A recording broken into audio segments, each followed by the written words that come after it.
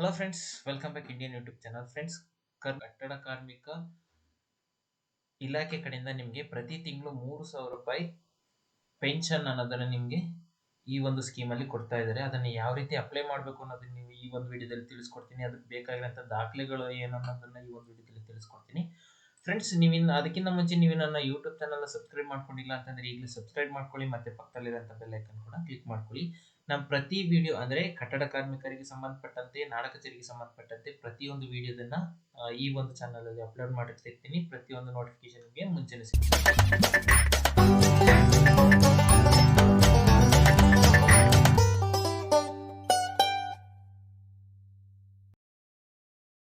ಬನ್ನಿ ಫ್ರೆಂಡ್ಸ್, ವಿಡಿಯೋನ ಸ್ಟಾರ್ಟ್ ಮಾಡೋಣ.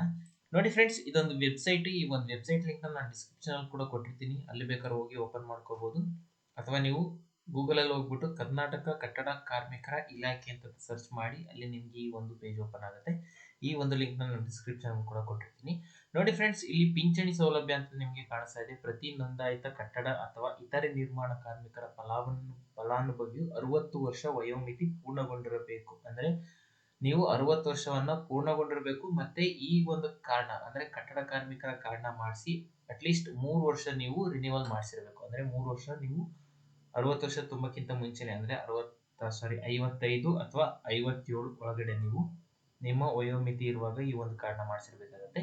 ನೋಂದಾಯಿತ ಕಟ್ಟಡ ಇತರೆ ನಿರ್ಮಾಣ ಕಾರ್ಮಿಕರ ತನ್ನ ಮೂಲ ಗುರುತಿನ ಚೀಟಿಯನ್ನು ಹೊಂದಿರುವ ಅರ್ಜಿಯೊಂದಿಗೆ ಸಲ್ಲಿಸಬೇಕು.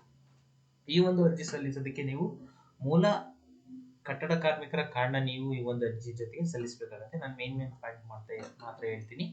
ಮತ್ತೆ ಫಲಾನುಭವಿ ಸಲ್ಲಿಸಿದ ಅರ್ಜಿಯ ಪರಿಶೀಲನಾ ಸಂದರ್ಭದಲ್ಲಿ ಅರ್ಜಿಯು ಅನರ್ಹ ಎಂದು ಕಂಡು ಬಂದಲ್ಲಿ ಅರ್ಜಿಯನ್ನು ತಿರಸ್ಕರಿಸಲಾಗುತ್ತೆ. ಅಂದ್ರೆ ನೀವು ಸಲ್ಲಿಸತಕ್ಕಂತಹ ಡಾಕ್ಯುಮೆಂಟ್ಸ್ ಆಗಲಿ ಅಥವಾ ನೀವು ನೀಡಿರ್ತಕ್ಕಂಥ ಇನ್ಫಾರ್ಮೇಶನ್ ಆಗಲಿ ಏನಾದ್ರು ತಪ್ಪು ಅಂತ ಗೊತ್ತಾಯ್ತು ಅಂತಂದ್ರೆ ಈ ಒಂದು ಅರ್ಜಿನ ನಿಮ್ಗೆ ತಿರಸ್ಕರಿಸ್ತಾರೆ. ಮತ್ತೆ ಪಿಂಚಣಿದಾರ ಮರಣ ಹೊಂದಿದ ಅಥವಾ ಕಾನೂನುಬದ್ಧ ಅವಲಂಬಿತರು ಅಥವಾ ಉತ್ತರಾಧಿಕಾರಿಗಳು ಪಿಂಚಣಿದಾರರ ಮರಣ ಪತ್ರವನ್ನು ಸಲ್ಲಿಸಿ ಬ್ಯಾಂಕ್ ಖಾತೆಯಲ್ಲಿ ಮುಚ್ಚಲು ಮಂಡಳಿಗೆ ತಿಳಿಸಬೇಕು. ಅಂದ್ರೆ ನೀವು ಅಕಸ್ಮಾತ್ ನೀವು ಮಾಡ್ಸಿರ್ತೀರಾ, ನೀವು ಡೆತ್ ಆಗ್ತೀರಾ, ಪ್ರತಿ ತಿಂಗಳು ಬರ್ತಾಗಿರ್ತಂತ ಅಮೌಂಟ್ ನಿಮ್ಮ ಬ್ಯಾಂಕ್ ಅಲ್ಲಿ ಸ್ಟಕ್ ಆಗಿರುತ್ತೆ. ನೀವು ಅಂದ್ರೆ ಮರಣಿತರ ಅಂದ್ರೆ ಪಿಂಚಣಿದಾರರು ಏನಾದ್ರು ಡೆತ್ ಆಯ್ತು ಅಂತಂದ್ರೆ ಆ ಒಂದು ಡೆತ್ ಸರ್ಟಿಫಿಕೇಟ್ ನ ನೀವು ಮಂಡಳಿಗೆ ಸಲ್ಲಿಸಿ ಆ ಒಂದು ಖಾತೆನ ಕ್ಲೋಸ್ ಮಾಡಿಸ್ಬೇಕಾಗತ್ತೆ. ಮತ್ತೆ ಪಿಂಚಣಿಯ ಮೊತ್ತವು ಮಾಸಿಕ 3,000 ರೂಪಾಯಿಲಂತೆ, ಅಂದ್ರೆ ಮಾಸಿಕ 3,000 ರೂಪಾಯಿನಂತೆ ಪ್ರತಿ ತಿಂಗಳು 3,000 ರೂಪಾಯಿನಂಗೆ ನಿಮ್ಮ ಖಾತೆಗೆ ಬರುತ್ತೆ. ನೋಂದಾಯಿತ ಫಲಾನುಭವಿಯು ಪಿಂಚಣಿಯ ಮುಂದುವರಿಸಲು ಪ್ರತಿ ವರ್ಷವೂ ಜೀವಂತ ಪ್ರಮಾಣ ಪತ್ರವನ್ನು ನೀಡಿಸಬೇಕಾಗುತ್ತೆ. ಅಂದ್ರೆ ನಾಡ ಕಚೇರಿಯಲ್ಲಿ ಹೋಗ್ಬಿಟ್ಟು ನೀವು ಜೀವಂತ ಪ್ರಮಾಣ ಪತ್ರವನ್ನ ಪ್ರತಿ ತಿಂಗಳು ನೀವು ಮಂಡಳಿಗೆ ತಿಳಿಸಬೇಕಾಗುತ್ತೆ. ಇದಕ್ಕೆ ಬೇಕಾಗಿರುವಂತ ದಾಖಲೆಗಳು ಇಷ್ಟೇನೆ, ಏನ್ ಜಾಸ್ತಿ ಇಲ್ಲ. ಜೀವಂತ ಪ್ರಮಾಣ ಪತ್ರ ಅದು ಪ್ರತಿ ವರ್ಷ ನೀವು ನಾಡ ಕಚೇರಿಯಲ್ಲಿ ನೀವು ತಗೋಬೇಕಾಗುತ್ತೆ. ಅದಾದ್ಮೇಲೆ ಸೆಲ್ಫ್ ಡಿಕ್ಲರೇಷನ್ ಫಾರ್ಮ್. ಈ ಸೆಲ್ಫ್ ಡಿಕ್ಲರೇಷನ್ ಫಾರ್ಮ್ ಯಾವ ರೀತಿ ಫಿಲ್ ಮಾಡೋದನ್ನ ಈ ಒಂದು ಐ ಬಟನ್ ಮೇಲೆ ಕ್ಲಿಕ್ ಮಾಡಿದ್ರೆ ನಿಮಗೆ ಸಿಗುತ್ತೆ. ಅದನ್ನ ನೀವು ಯಾವ ರೀತಿ ಫಿಲ್ ಮಾಡಿ ಅಪ್ಲೈ ಮಾಡೋದನ್ನ ಅದರಲ್ಲಿ ನಾನು ವಿಡಿಯೋದಲ್ಲಿ ತಿಳಿಸ್ಕೊಟ್ಟಿದ್ದೀನಿ. ಈ ಒಂದು ಐ ಬಟನ್ ಮೇಲೆ ಕ್ಲಿಕ್ ಮಾಡ್ಕೊಳ್ಳಿ. ಮತ್ತೆ 90 ಡೇಸ್ ವರ್ಕಿಂಗ್ ಸರ್ಟಿಫಿಕೇಟ್, ಇದನ್ನು ಕೂಡ ಯಾವ ರೀತಿ ಫಿಲ್ ಮಾಡೋದು ಅನ್ನೋದನ್ನು ಒಂದು ವಿಡಿಯೋ ಮಾಡಿದ್ದೀನಿ. ಅದು ಇಲ್ಲಿ ಕಾಣಿಸ್ತಾ ಇದೆಯಲ್ಲ, ಐ ಬಟನ್ ಮೇಲೆ ಕ್ಲಿಕ್ ಮಾಡಿದ್ರೆ ನಿಮಗೆ ಸಿಗುತ್ತೆ.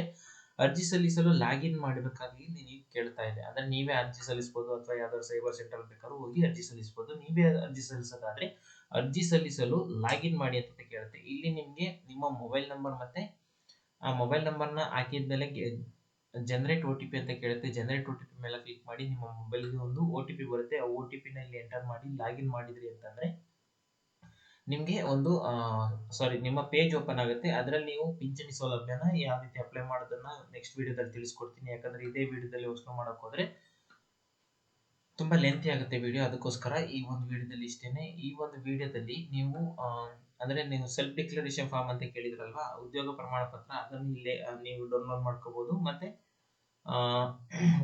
ಸೆಲ್ಫ್ ಡಿಕ್ಲರೇಷನ್ ಫಾರ್ಮ್ ಇಲ್ಲೇ ಎರಡು ನಿಮ್ಗೆ ಇಲ್ಲೇ ಸಿಗುತ್ತೆ, ನೀವು ಡೌನ್ಲೋಡ್ ಮಾಡ್ಕೋಬಹುದು. ನೋಡಿ ಫ್ರೆಂಡ್ಸ್, ಈ ಒಂದು ವಿಡಿಯೋದಲ್ಲಿ ಜಸ್ಟ್ ಇನ್ಫಾರ್ಮೇಶನ್ ಇರಲಿ ಅಂತ ಅಷ್ಟೇ ಮಾಡ್ತಾ ಇರೋದು. ಈ ಒಂದು ವಿಡಿಯೋ ಇಷ್ಟ ಆಯ್ತು ದಯವಿಟ್ಟು ಲೈಕ್ ಮಾಡಿ, ಶೇರ್ ಮಾಡಿ, ಸಬ್ಸ್ಕ್ರೈಬ್ ಮಾಡೋದು ಮಾತ್ರ ಮರಿಬೇಡಿ. ಏನೋ ಡೌಟ್ಸ್ ಇತ್ತು ಅಂದ್ರೆ ಕಮೆಂಟ್ ಮಾಡಿ, ನಾನು ಖಂಡಿತವಾಗ್ಲೂ ರಿಪ್ಲೈ ಮಾಡ್ತೀನಿ. Thank you friends, thank you so much.